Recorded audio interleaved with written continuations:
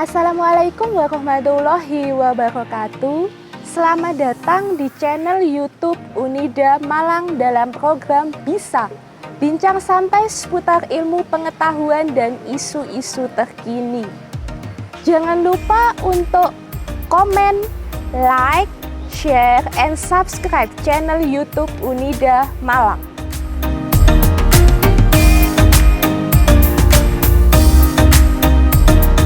Pada kesempatan bincang santai kali ini kita kedatangan tamu yang sangat spesial. Beliau adalah seorang alumni dari Universitas Wisnuwardana Malang di program studi pendidikan matematika.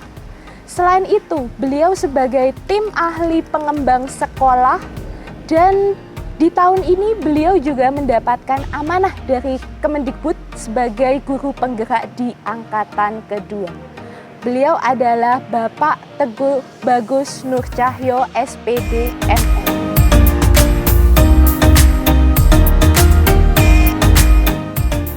Selamat datang Bapak di Universitas Wisnuwardana Malang. Terima kasih. Nah, di kesempatan bincang santai kali ini kita akan mendiskusikan mengenai implementasi kurikulum Merdeka. Ya. Nah, kita tahu Bapak pada saat ini di sekolah-sekolah pada diimplementasikan kurikulum Merdeka yang sesuai dengan kesiapan sekolah tersebut. Nah, untuk mengawali perbincangan kita di siang ini, konsep Merdeka versinya Pak Teguh itu seperti apa, Pak? Iya, terima kasih atas undangan yang diberikan dan saya bersyukur diberikan kesempatan untuk berbagi di sini sesuai dengan pertanyaan yang awal tadi ya, yaitu tentang konsep merdeka atau lebih lengkapnya Merdeka Belajar yang menjadi salah satu jargon dari pemerintah. Jadi semua program-program dari Kemendikbud sekarang itu episode Merdeka Belajar, termasuk juga kurikulum Merdeka. Sudah banyak episode yang diluncurkan oleh kementerian. Pada intinya perubahan-perubahan termasuk perubahan kurikulum ini adalah untuk memperbaiki mutu pendidikan di Indonesia, termasuk konsep Merdeka Belajar. Merdeka Belajar ini adalah konsep yang dulunya sudah ada sejak lama, sejak kemerdekaan Indonesia. Sudah dicanangkan oleh Ki Hajar Dewantoro yang menginginkan adanya pendidikan yang memerdekakan manusia. Artinya adalah secara konsep adalah self-regulated learning ya. Artinya peserta didik itu menentukan sendiri tujuan, cara, dan bagaimana menilai pembelajaran mereka. Nah, saat ini dinilai memang kita ini pendidikannya belum merdeka. Artinya masih belum berpusat pada peserta didik, belum student center. Nah, sehingga termasuk Merdeka Belajar ini untuk mengubah paradigma itu termasuk adanya kurikulum merdeka.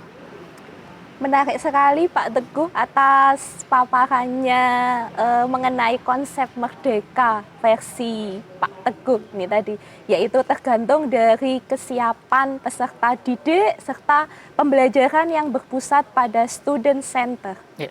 Nah, selain itu Bapak, ini terkait dengan pengalaman sebagai guru penggerak ini Bapak. Ya.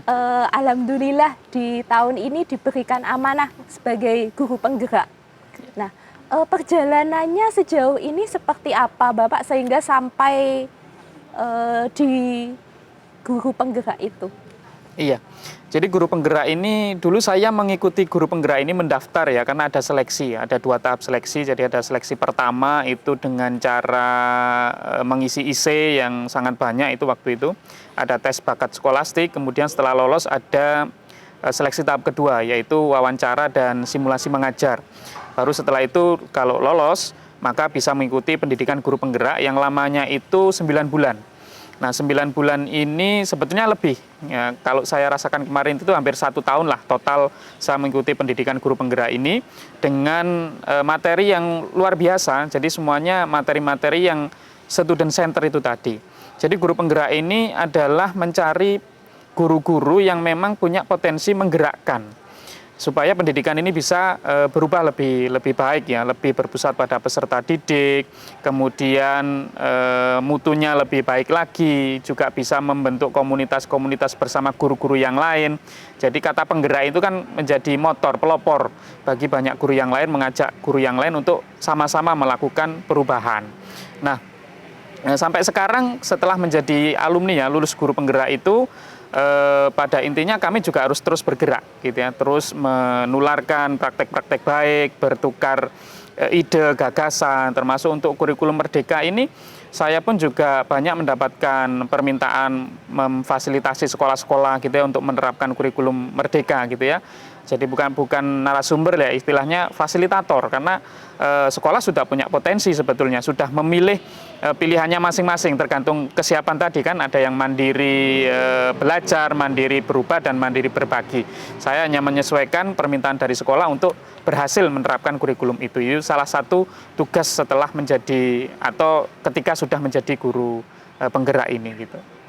Oke, luar biasa Bapak atas paparannya ini tadi, kemudian membuat saya mendengar ada istilah-istilah yang terakhir tadi di paparannya Pak Teguh itu tadi, yaitu mandiri belajar, mandiri berubah, dan mandiri berbagi. Nah, sebenarnya konsep itu bagaimana mengimplementasikan di sekolah yang kategorinya ini kan kurikulum merdeka masih baru diimplementasikan Bapak? Jadi kurikulum merdeka ini kan diluncurkan ketika saat episode ke-15 Merdeka Belajar bersama dengan peluncuran platform Merdeka Mengajar. Nah, kurikulum ini sebelumnya yaitu namanya kan kurikulum prototype ya, yang sudah diterapkan di banyak sekolah-sekolah penggerak. Ya, jadi programnya itu selain guru penggerak ada organisasi penggerak dan ada sekolah penggerak. Nah, diuji cobakan ke kurang lebih 2.500 sekolah penggerak sebelum diuji cobakan atau diimplementasikan secara nasional atau ditawarkan kepada banyak sekolah. Nah, dari situ konsepnya sudah ada sejak tahun 2020, dijalankan 2 tahun ini, dan sekarang sekolah-sekolah se-Indonesia itu mulai dari PAUD sampai dengan SMA, SMK, nah itu diberi tawaran apakah bersedia untuk mencoba mengimplementasikan kurikulum merdeka ini. Nah, karena kesiapan sekolah itu bermacam-macam sehingga dibagi menjadi 3 tadi.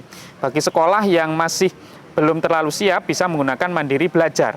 Kurikulumnya belum berganti, tetap di K13, akan tetapi beberapa prinsip-prinsip pembelajaran, prinsip asesmen ya, kalau dulu istilahnya penilaian ya, sekarang menjadi asesmen. Nah, itu bisa diterapkan di sekolah itu. Tapi kurikulumnya tetap belum berubah, itu mandiri belajar. Sedangkan mandiri berubah itu kurikulumnya berganti menjadi kurikulum merdeka. Sehingga struktur kurikulum berubah semuanya. Nah, termasuk misalnya di SMA gitu kan, sekarang peminatan tidak lagi di kelas 10, tapi nanti di kelas 11, sehingga kelas 10 menerima semua mata pelajaran. Nah, salah satu contohnya ya. Nah, itu berubah, kalau mandiri berubah ini kurikulumnya berganti. Akan tetapi semua perangkat pembelajaran itu disediakan oleh pemerintah. Jadi boleh menggunakan langsung, termasuk di dalamnya adalah tujuan pembelajaran, modul ajar ya, perangkat ajar sekarang kan yang baru modul ajar, termasuk RPP, ya, alur tujuan pembelajaran itu semuanya disediakan oleh pemerintah dan itu boleh langsung digunakan oleh sekolah itu. Nah, sedangkan yang ketiga itu mandiri berbagi. Nah, ini yang lebih sekolah yang sangat siap, artinya sekolah itu perangkatnya tidak perlu dari pemerintah, bisa bikin sendiri, gitu ya, modul ajarnya bikin sendiri, buat sendiri, guru-gurunya sudah inovatif lah begitu, itu bisa masuk di kategori mandiri berbagi, sehingga bisa berbagi dengan sekolah yang lain ya. Mandiri berbagi otomatis juga kurikulumnya baru berubah juga gitu ya. Jadi ini 3 kategori yang diberikan pemerintah, tidak langsung harus berubah semuanya, tidak. Tapi fleksibilitas memberikan kesempatan kepada sekolah tergantung tingkat kesiapannya gitu. Nah, sebenarnya dalam implementasinya yang dipaparkan Pak Teguh itu cukup mudah ya Pak ya, karena di sini tergantung dari kesiapan sekolah. Jadi kalau sekolahnya belum siap, boleh menggunakan mandiri belajar, yaitu kurikulum 2013. Nah, kemudian jika sekolah tersebut agak siap, kemudian sekolah tersebut dapat mengimplementasikan mandiri berubah untuk bisa berubah, dan itu bisa by proses ya Pak ya. Nah, kemudian ini Bapak sebagai tim ahli pengembang sekolah, ini mungkin dapat dibagikan ke pemirsa Ya. tips bagaimana mengimplementasikan kurikulum Merdeka ini agar nanti di sekolah-sekolah tidak merasa kesulitan dalam penerapannya. Iya. Jadi untuk menerapkan itu tadi pemerintah sudah memberikan sebuah pilihan ya. Jadi yang pertama adalah kita nilai dulu sekolah ini bagaimana. Kalau memang betul-betul belum siap, tidak apa-apa, lebih baik pakai mandiri belajar gitu ya. Tapi kalau sudah siap, namun gurunya ingin menggunakan perangkat dari pemerintah, ya kita pilih mandiri yang berubah. Tapi kalau memang sekolahnya sudah punya banyak inovasi gitu ya, misalnya kalau di sekolah saya di SMA di Ponorogo Tumpang itu kan juga banyak inovasinya, banyak muatan lokal, termasuk inovasi misalnya SMA double track. Jadi kita SMA yang plus gitu, ada kejuruan di sana. Nah, itu kan salah satu inovasi, punya muatan lokal bahasa asing yang cukup banyak ya. Nah, ini artinya guru itu sudah banyak inovasinya. Ini lebih baik memilih yang mandiri berbagi, sehingga nanti juga bisa berbagi dengan sekolah-sekolah yang lain. Jadi itu prinsipnya itu ya. Jadi sesuaikan dengan tingkat kesiapan. Jangan dipaksakan gitu ya. Tapi kalau sudah siap, ayo ikut kurikulum yang baru. Kemudian yang kedua adalah kita harus optimis, Ibu ya. Ya mungkin kita tidak pungkiri kurikulum Merdeka ini masih banyak ya, karena masih berproses, masih dalam tahap pengembangan. Mungkin ada di sana sini masih ada kekurangan, ketidaksesuaian. Tapi kita tidak boleh apatis. Artinya kita memang harus berubah gitu ya dengan kurikulum Merdeka ini gitu ya. Menurut saya. Jadi banyak memang pakar yang mengkritik atau memberi masukan, ya itu wajar saja ya, ada satu sisi, dua sisi yang kurang ya. Tapi tetap kita harus optimis menatap ke depan bahwa kita harus berubah. Karena begini, pemerintah itu kan menilai kualitas pendidikan ini kan dari PISA kan, skor PISA. Selama ini kan bertahun-tahun kita dinilai dari skor PISA. Nah, dan kita tidak pernah naik secara signifikan. Artinya saya kalau ditanya guru-guru ya, waktu jadi fasilitator itu mesti ditanya, ini apa maksud dari pemerintah gitu kan. Walaupun saya ini bukan pemerintahan ya, tapi saya mencoba untuk memberikan jawaban bahwa pemerintah itu menggunakan PISA sebagai acuan. Selama skor PISA kita di bawah ya, maka kurikulum akan terus berganti gitu, dan guru harus siap, sekolah harus siap dengan perubahan itu. Perubahan adalah keniscayaan kan gitu ya. Nah, jadi jangan sampai kita ini anti terhadap perubahan, anti terhadap kemajuan. Kalau ada salah ya kita betulkan. Jadi yang kedua prinsipnya adalah ayo sekolah ini maulah kita berubah, termasuk kita ikuti ini kurikulum Merdeka ini. Kita coba gitu kan.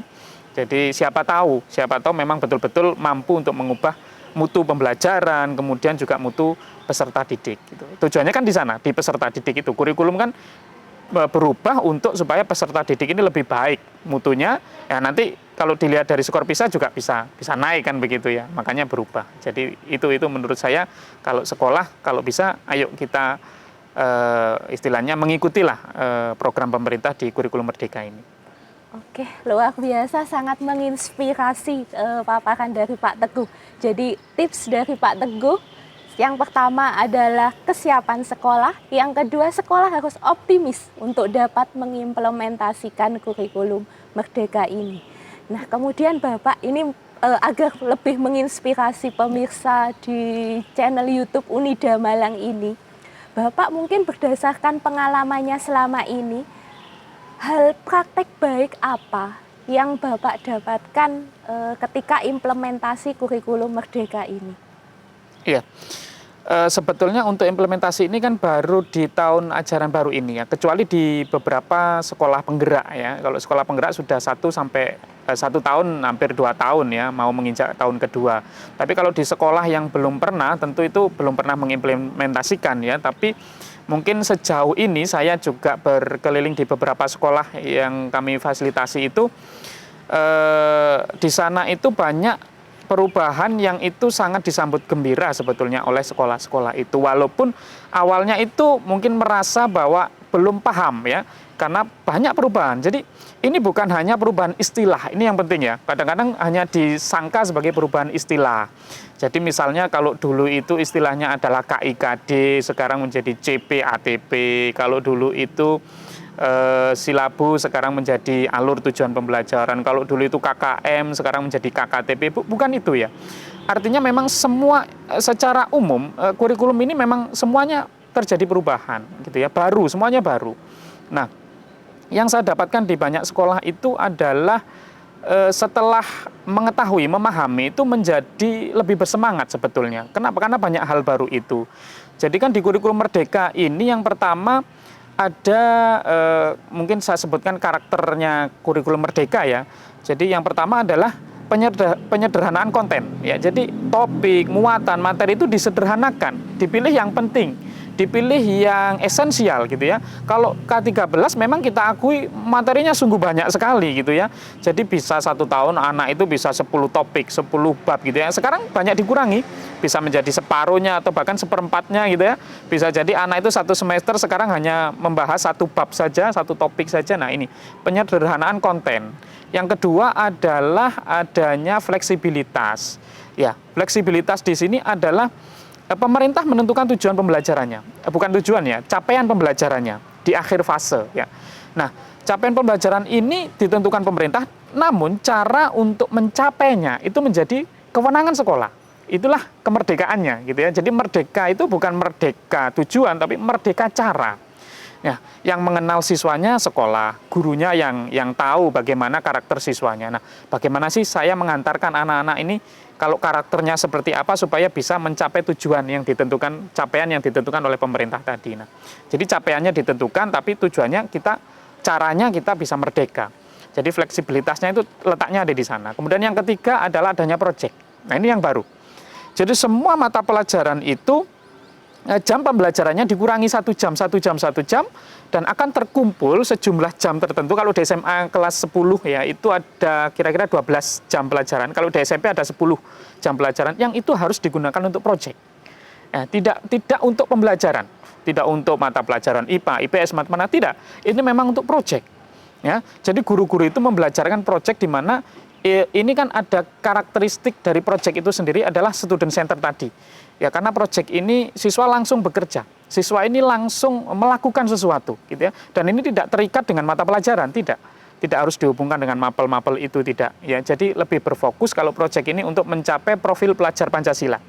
Jadi ada 6 profil itu, ada rumusan kompetensi yang itu ditentukan. Ya, kita memilih rumusan kompetensi mana yang dipilih, dan itu dicapai dengan cara proyek. Nah, jadi misalkan kalau di SMP itu 10 JP itu ya untuk proyek. Untuk proyek itu dengan temanya sudah ada pilihannya ya, ada kewirausahaan. Jadi siswa langsung itu. Dan itu tidak sebagai prototipe saja, langsung bisa harus bikin produk, bisa harus jualan gitu kan. Dalam 10 JP per minggu itu. Kalau 1 tahun bisa sekian ratus jam pelajaran. Nah, ini bedanya. Ini yang baru, sangat baru. Di kurikulum sebelumnya nggak ada. Jangan kurikulum sebelumnya ya udah mapel berapa jam gitu, 1 minggu 44 JP misalnya ya mapel semua ya. Jadi anak-anak yang diberikan kepada siswa hanya mata pelajaran. Nah, ini kekhasan dari kurikulum Merdeka yang kalau belum paham mesti bertanya-tanya gitu, kesulitan. Tapi kalau setelah paham, nah mereka senang gitu loh, senang sekali. Ya, termasuk dengan proyek itu guru menjadi lebih kolaboratif ya. Saya banyak terinspirasi dari pelatihan-pelatihan yang saya pandu di beberapa sekolah itu. Waktu pelatihan proyek ya, biasanya 3 jam pelatihan proyek itu guru berkolaborasi merencanakan apa sih siswa itu proyeknya selama 1 semester ke depan. Ya, pertemuan pertama apa, kedua apa, guru berdiskusi gitu ya, bikin tabel, bikin jadwal gitu. Nah, ini guru setelah berdiskusi itu hasilnya jadi saya sering tanya, Bapak Ibu, ini Bapak Ibu dalam 1 tahun berapa kali nih kolaborasi untuk menentukan proyek buat siswa ini kan? Dan jawaban yang paling banyak adalah ya baru kali ini Pak gitu kan. Baru kali ini kita itu duduk bersama begini untuk siswa kita rencanakan, kita ajar bareng. Nah, ini salah satu inspirasi, oh bagus nih kurikulum ini membuat guru juga bisa gotong royong, kolaborasi untuk kepentingan peserta didik gitu. Itu salah satu inspirasi yang saya temukan ya di beberapa sekolah itu. Begitu Ibu. Oke, semakin saya menggali dengan Pak Teguh, semakin rasa ingin tahu saya semakin dalam, ingin mengetahui mengenai istilah yang saya dengar tadi, yaitu Pak Teguh memaparkan mengenai proyek. Ya. Yeah. Proyek pada khususnya di sini adalah proyek penguatan profil pelajar Pancasila. Nah, ini implementasinya kita sebut, saya sering mendengar guru-guru menyebut itu P5. Iya, iya. Nggih, Pak Teguh. Nah, P5. Nah, di awal-awal untuk mengimplementasikan P5 tersebut itu bagaimana Bapak untuk di sekolah? Iya, jadi kalau P5 ini kan salah satu program atau salah satu muatan kurikulum yang tujuannya untuk profil pelajar Pancasila. Sebetulnya profil pelajar Pancasila kan ada 6 tuh dimensinya kan. Kalau boleh saya sebutkan ya, jadi beriman, bertakwa kepada Tuhan Yang Maha Esa, dan berakhlak mulia, itu yang pertama. Kemudian ada berkebinekaan global, ada bergotong royong, ada bernalar kritis, kemudian mandiri, dan yang terakhir adalah kreatif. Nah, ini 6 karakter ini mau dikembangkan di sekolah supaya peserta didik kita itu fokus ini 6 karakter yang disebut sebagai profil pelajar Pancasila itu. Nah, ini dengan berbagai cara, termasuk bisa di mata pelajaran ada, jadi diintegrasikan di mata pelajaran itu boleh. Kemudian di budaya sekolah gitu. Lah, salah satu yang khusus untuk penguatan adalah di P5 tadi, dengan project, yaitu dengan cara menguatkannya dengan project. Nah, proyek ini pemerintah memberikan beberapa tema, termasuk tadi saya sebutkan ada kewirausahaan, kemudian ada berekayasa dan berteknologi, kemudian ada suara demokrasi, kemudian banyak sekali, ada total ada 7 ya kalau untuk SMP dan SMA. Kalau untuk SMK ketambahan 1 itu tema kebekerjaan. Nah, kalau di SD ada 6. Nah, jadi tema-tema ini dipilih oleh sekolah. Ya, minimal kalau di SMA itu ada 3 proyek. Jadi 3 tema yang itu dilaksanakan dalam durasi 12 jam pelajaran dalam 1 minggu. Atau kalau total katakan seingat saya itu 486 JP dalam 1 tahun, bayangkan. Nah, itu dibagi dalam 3 proyek. Nah, itu satu proyek bisa 120 JP, 150 JP ya. Itu yang menentukan sekolah. Itu kemerdekaan sekolah adalah menentukan berapa JP-nya. Nah, dalam 150 JP misalnya, kita punya proyek kearifan lokal, kita temanya seperti itu. Nah, sekolah harus merencanakan kearifan lokal apa yang akan digali di wilayah setempat, kemudian peserta didik itu melakukan proyek. Atau gampangnya lah, kalau di kampus itu semacam skripsi sudah. Jadi siswa sudah mulai tahu ini apa sih masalahnya, ada masalah apa di lingkungan sekitar, atau mungkin ada masalah tentang sampah atau apa, gimana cara menyelesaikan, itu siswa sudah mulai berdiskusi. Nah, sudah mulai dunia kampus sudah mulai masuk di sekolah, bahkan mulai SD. Jadi sudah mulai diajari untuk bikin laporan, kemudian bikin produk ya, atau produk itu bisa berupa jasa dan seterusnya ya. Jadi siswa sudah punya kreativitas ya. Nah, dengan proyek ini yang tidak terikat dengan mata pelajaran, sehingga pembelajaran itu langsung menjadi kontekstual, kan langsung mengena, oh ini manfaat dari pendidikan itu. Siswa kalau tidak hanya berkutat di mata pelajaran teori gitu kan, kemudian diajar guru, diterangkan, kemudian ulangan begitu, terus muter-muter ya, tapi sekarang langsung ini proyek kehidupan sehari-hari masuk di dalam sekolah. Tapi sekolah harus siap. Makanya kan banyak sekolah memang yang jujur saja belum siap dengan proyek ini. Ini gimana caranya gitu kan. Makanya kalau di pelatihan itu biasanya saya memandu untuk merencanakan proyek dalam 1 semester dulu gitu ya. Bagaimana pertemuan pertama mungkin perkenalan teorinya dulu, nggak apa-apa kan, harus ada seperti itu, kemudian diskusi dengan berbagai macam kegiatan kelompok ya, kolaboratif, itu kan banyak sekali. Nah, ini bisa langsung diterapkan di dalam proyek-proyek itu gitu. Itu ini dalam pelaksanaan proyeknya ya, seperti itu. Oke, menarik sekali, bagus sekali paparan dari Pak Teguh mengenai bagaimana cara mengimplementasikan P5 itu tadi. Jika diimplementasikan di sekolah sangat menarik tentunya kurikulum Merdeka ini dengan berbagai istilah yang tadi Pak Teguh paparkan, yaitu tentang ada TP, ada CP, ada ATP, ada P5. Nah, ini sebenarnya kalau kita bikin kerangka ini Pak, Pak Teguh ya, sebenarnya dari awal itu sekolah harus apa yang dilakukan sampai ke tahap penyusunan P5 tersebut. Oh, siap. Mungkin saya awali dari CP ya. Jadi kegiatan secara umum itu kan ada 3. Jadi ada intrakurikuler, ada co-kurikuler. Nah, proyek itu masuk dalam co-kurikuler tapi punya CP tersendiri, jam pembelajaran tersendiri. Nah, kemudian yang ketiga ekskul ya, ekstrakurikuler. Nah, secara umum kita membaginya kalau CP itu bisa intra dan proyek. Nah, kalau intra tadi ini untuk mencapai capaian pembelajaran. Nah, kalau proyek atau P5 tadi untuk mencapai capaian profil pelajar Pancasila. Jadi tujuannya berbeda, arahnya berbeda. Nah, kalau yang B5 tadi kan untuk profil, sudah jelas ada 6 dimensi tadi dengan berbagai rumusan kompetensi. Sedangkan untuk yang intrakurikuler, mata-mata pelajaran itu, nah untuk mencapai CP, capaian pembelajaran. Kalau dulu ada SKL, diturunkan menjadi KI, kemudian KD. Dan itu sudah diplot oleh pemerintah. Ini, untuk mapel PPKN, untuk mapel Bahasa Indonesia ini, KI-nya ini, KD-nya ini. Gitu kan, ada sekian KD gitu. Nah, sekarang tidak begitu. Pemerintah hanya menuliskan atau menentukan CP, capaian pembelajaran setiap mata pelajaran. Nah, capaian pembelajaran ini berupa paragraf. Yang itu dinilai atau istilahnya memberikan kesempatan peserta didik untuk mencapai capaian pembelajaran itu dalam durasi waktu satu fase. Nah, jadi kelas 1 SD sampai dengan kelas 12 SMA atau SMK ya, itu kan sekarang dibagi kelas gitu ya, 1, 2, 3 sampai kelas 12. Nah, sekarang itu ada pembagian lagi berupa fase. Jadi anak kelas 1 dan 2 itu satu fase, namanya fase A. 3, 4, SD itu menjadi fase B, kemudian 5, 6 menjadi fase C. Sedangkan anak SMP mulai dari kelas 7, 8, 9 itu menjadi fase D, itu satu fase.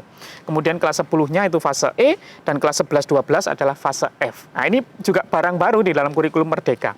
Nah, dalam mencapai capaian pembelajaran, kalau dulu kan dalam 1 tahun, Bu ya, mencapai KD ini dalam 1 tahun. Kalau tidak mencapai, maka anak bisa jadi tidak naik karena dalam 1 tahun tidak mencapai KD-KD yang ditentukan. Sekarang tidak.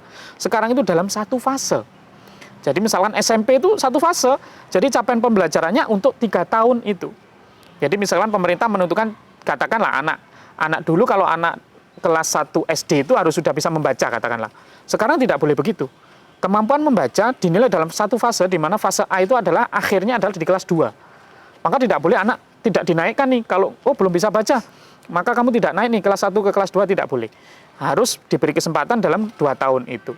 Nah, untuk itu capaian pembelajaran ini karena barang baru, nah guru itu menentukan apa tugasnya adalah menentukan tujuan pembelajaran berdasarkan capaian pembelajaran itu. Nah, tujuan pembelajaran kalau dulu itu KD ditentukan kan oleh pemerintah, sekarang guru merdeka untuk membuat tujuan pembelajaran sendiri. Jadi antar sekolah se-Indonesia bisa tidak sama itu, sama-sama SMA tujuan, tapi capaiannya sama. Ya, tapi caranya melalui tujuan-tujuan pembelajaran gitu kan, itu bisa tidak sama. Kan itu boleh guru membuat sendiri tujuan pembelajarannya. Nah, tujuan pembelajaran ini misalkan dalam untuk fase, contohkan untuk SMP lah lebih enak ya. Dalam 3 tahun ini kan capaian pembelajarannya cuma satu paket Bu ya, satu paragraf, katakan untuk bahasa Indonesia ya. Misalkan anak itu bisa membuat atau bisa mengidentifikasi inti dari sebuah bacaan, katakanlah ya.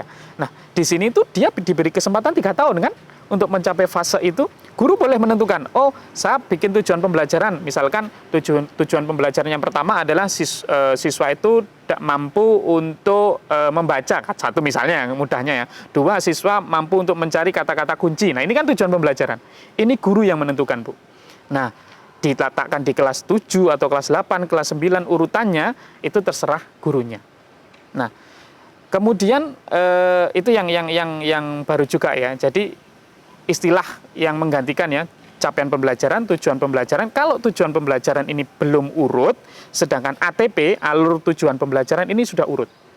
Jadi tujuan pembelajaran yang sudah diurutkan, mulai dari yang mudah ke sulit, yang dasar ke kompleks kan begitu. Nah, ini yang juga baru.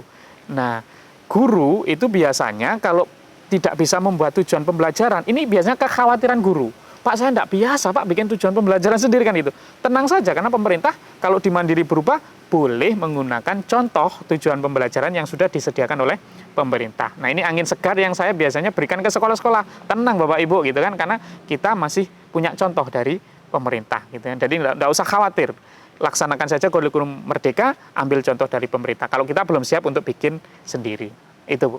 Jadi saya dapat kata kunci atau keyword dari Pak Teguh lagi. Tenang Bapak Ibu guru, semuanya apabila kesulitan sudah disediakan oleh pemerintah. Iya, betul. Nah Pak Teguh, untuk semakin memotivasi para pendidik ini, khususnya pemirsa channel YouTube Unida Malang, motivasi apa Pak Teguh yang dapat diberikan kepada pendidik di seluruh Indonesia ini untuk dapat mengimplementasikan kurikulum Merdeka ini dengan baik, dengan happy, dengan lancar Pak Teguh? Iya.